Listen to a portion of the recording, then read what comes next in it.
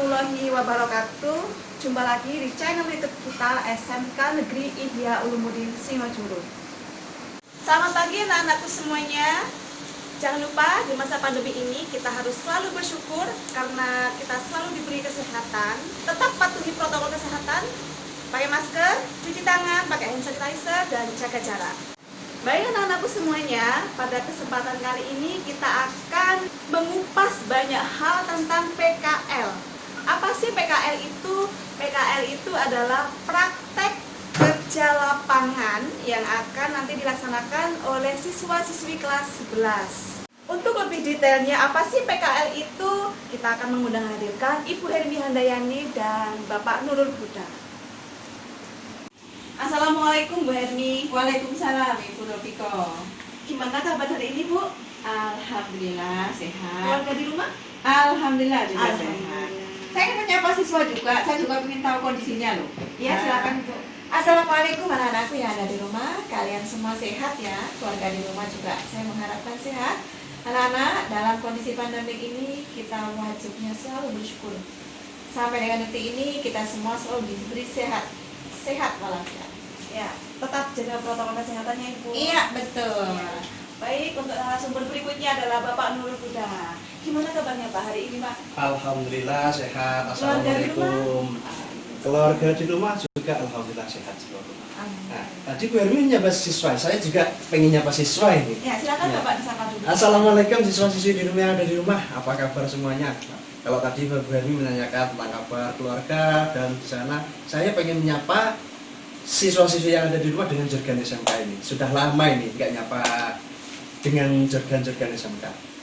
SMK bisa, SMK hebat, SMK bisa hebat. Tetap selalu jaga kesehatan dan patuhi protokol kesehatan yang sudah ditetapkan oleh pemerintah. Baiklah, langsung aja kita buka bincang-bincang kita lagi ini. Bu Hermi, apa sih PKL itu dan apa landasan PKL itu Ibu? Terima kasih Ibu Ropiko. Anak-anakku sekalian, menjawab pertanyaan yang diajukan oleh Ibu Ropiko, bahwasanya PKL itu singkatan dari praktek kerja lapangan. Mungkin kalian tanya, apa sih bedanya antara PKL, prakerin, dan PSG? Sama. PSG pendidikan sistem ganda, kalau prakerin praktek kerja industri, kalau PKL praktek kerja lapangan. Intinya tiga-tiganya itu sama. Namun setelah tahun 2019 ini istilah prakerin diganti dengan PKL. Sekali lagi intinya sama. Anak-anakku, pendidikan di sekolah menengah kejuruan itu sangat berbeda sekali dengan sekolah menengah atas atau SMA. Di SMK wajib hukumnya melaksanakan PKL.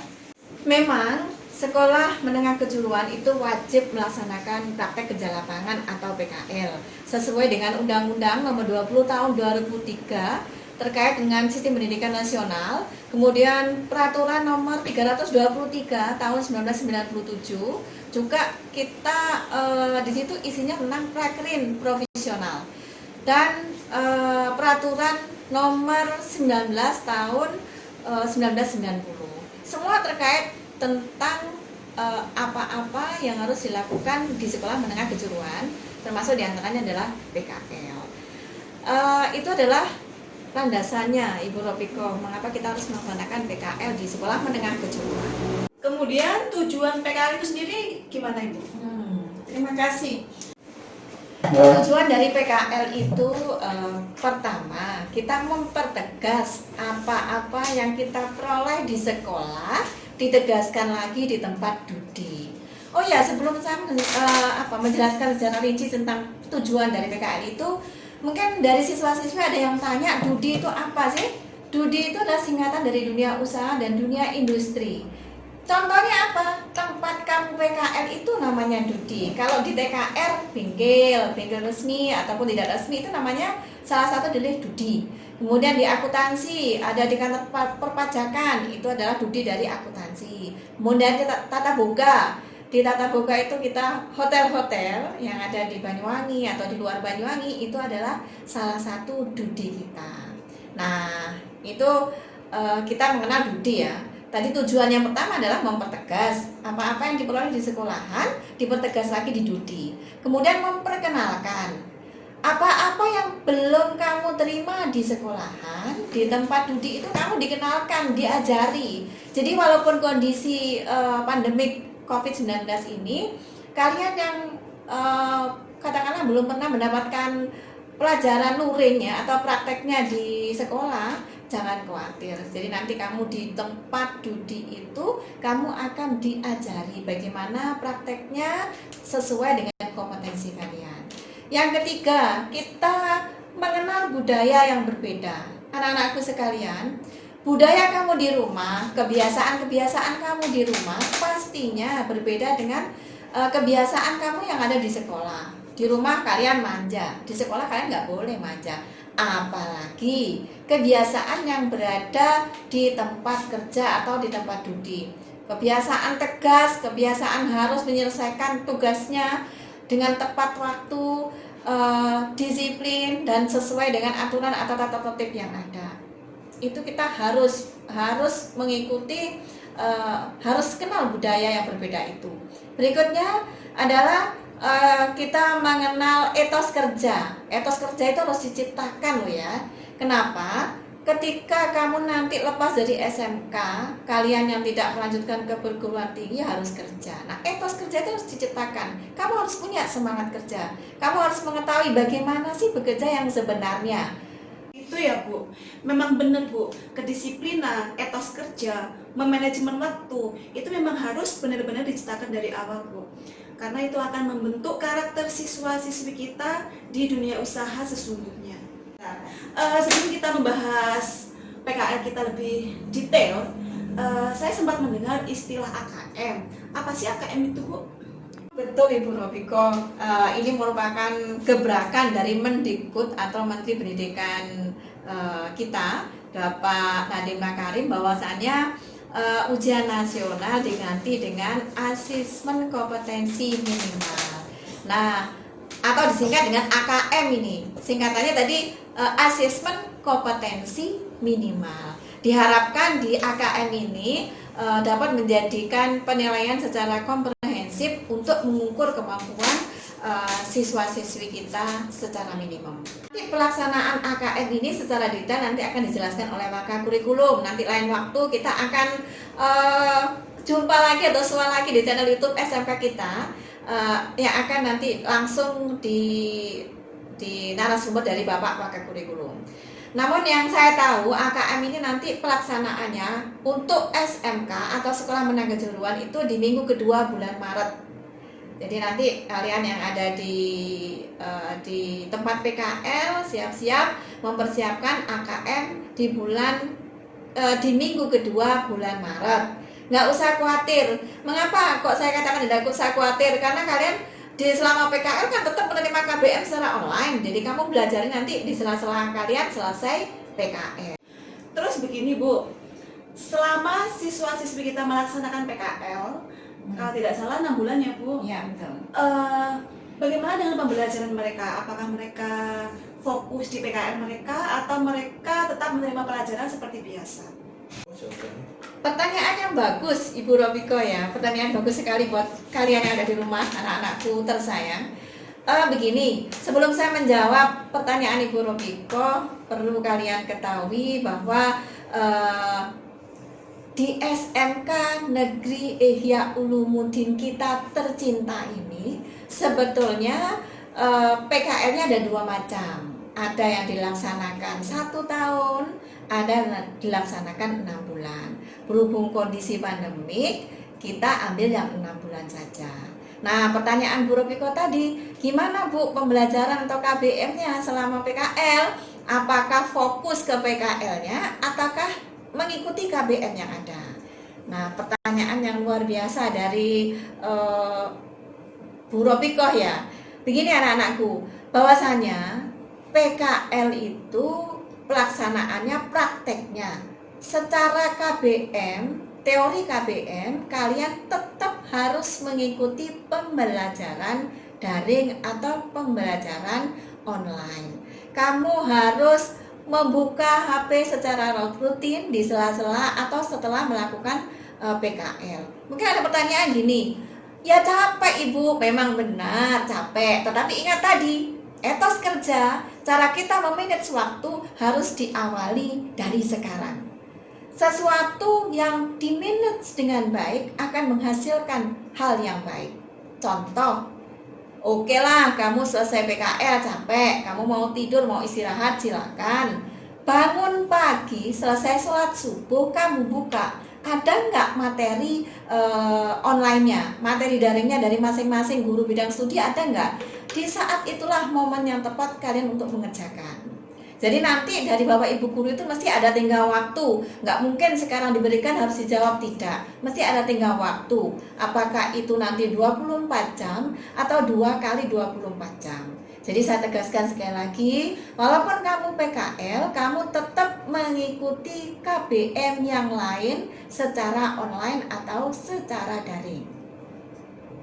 Ya Bu, jadi siswa-siswi kita selain melaksanakan PKL, mereka juga melaksanakan KBM seperti biasa dan juga melaksanakan AKM. Baik, dari tadi kok bincang-bincang sama Bu Hermi saja ya. Sekarang kita beralih ke narasumber berikutnya, Bapak Huda. Kita bincang-bincang terkait dengan PKS Kabupaten. Baik Pak Huda, bagaimana sih teknis pelaksanaan PKL itu sendiri Pak? Baik Bro Piko, terima kasih atas pertanyaannya.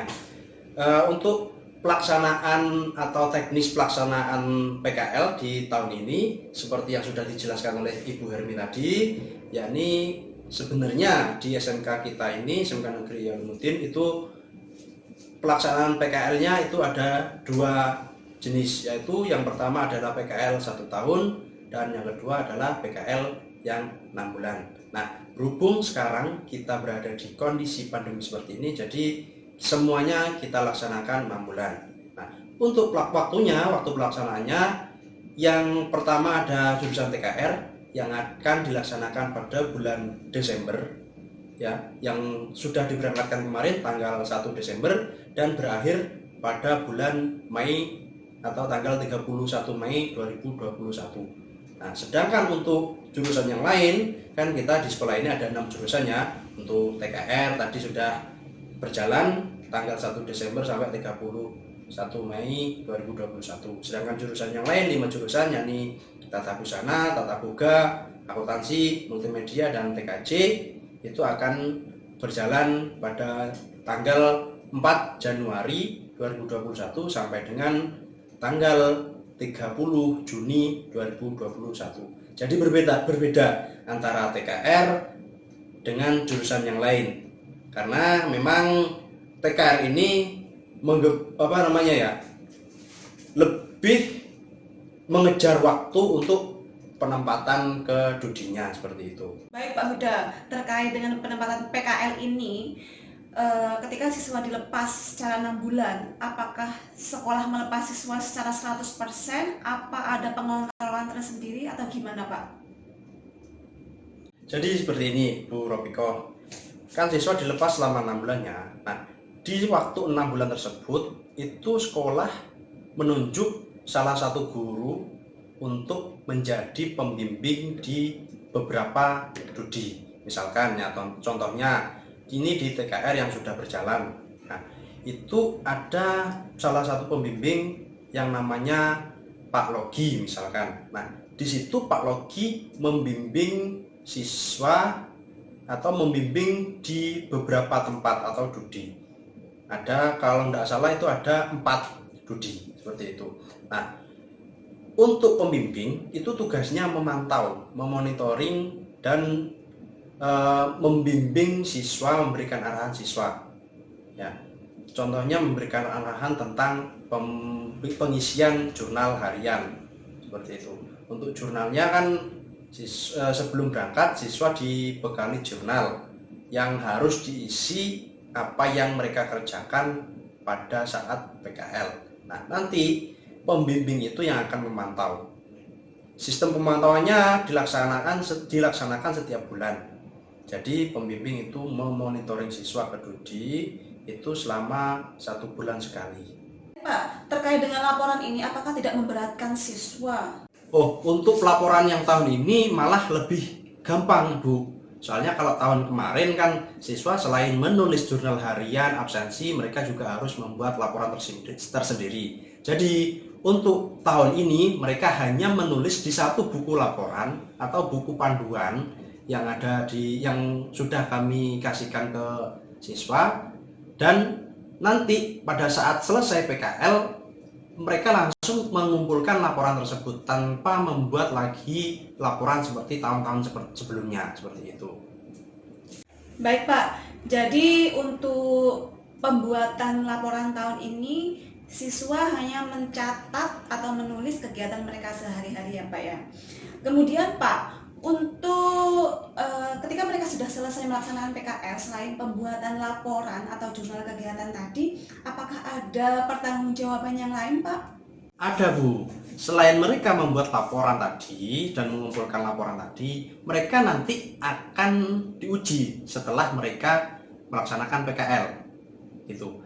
Contohnya, di laporan tadi kan sudah diisi semua ya, apa saja yang mereka kerjakan di studi. Nah, nanti setelah mereka selesai PKL, kembali ke sekolah, nanti mereka akan diuji oleh jurusan masing-masing. Nah, apa saja yang mereka kerjakan di bengkel, nanti ditanyakan. Nah, setelah ditanyakan, setelah itu mereka suruh mempraktekkan di bengkelnya masing-masing. Gitu. Nah, nanti baru kalau mereka sudah lulus atau selesai mempertanggungjawabkan semuanya, baru mereka akan dikasih sertifikat bahwasanya mereka sudah melaksanakan PKL dan lulus dari pelaksanaan PKL. Seperti itu, Bu. Demikian bincang-bincang kita terkait dengan pembekalan PKL secara online. Mohon disimak, dipahami apa-apa yang sudah disampaikan oleh kedua narasumber kita. Kalau ada permasalahan, silahkan menghubungi Bu Hermi atau Bapak Nurul Huda. Sampai jumpa lagi di video berikutnya, tetapi channel yang sama. Saya akhiri. Assalamualaikum warahmatullahi wabarakatuh.